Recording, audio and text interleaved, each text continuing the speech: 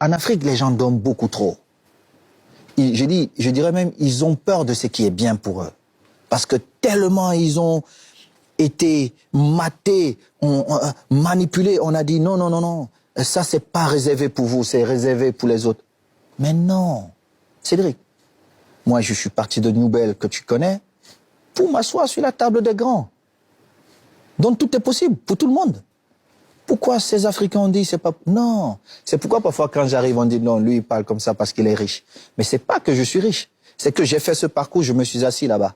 Et je veux que ceux qui me ressemblent aillent aussi là-bas et qu'ils aient cette fierté de dire je suis peut-être africain.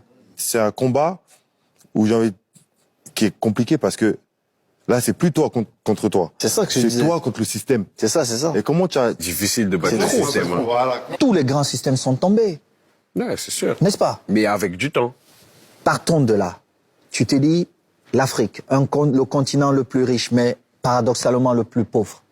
Donc il y a quelque chose. En voyageant, j'ai compris que, en fait, pour rendre les autres riches, il faut leur donner la connaissance et des opportunités. Et c'est ce que moi je veux. Je veux que dans 20 ans, l'Afrique ait peut-être une centaine de milliardaires en dollars. Le rapport de force, il va changer. Il faut se dire, je veux être Abramovich du football et je veux devenir milliardaire. Donc, tu as ton projet, tu le prépares, tu dis, bon, ok, je veux ça, ça, ça, ça.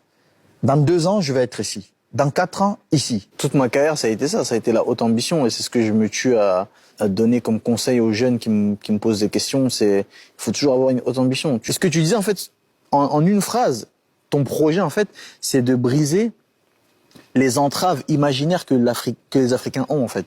Tu vois, on a ces chaînes imaginaires encore, on se dit, ah non, ça c'est réservé à eux. Alors qu'en vrai, on a le talent, on a le continent le plus riche, paradoxalement le plus pauvre. C'est qu'il y a un problème de gestion.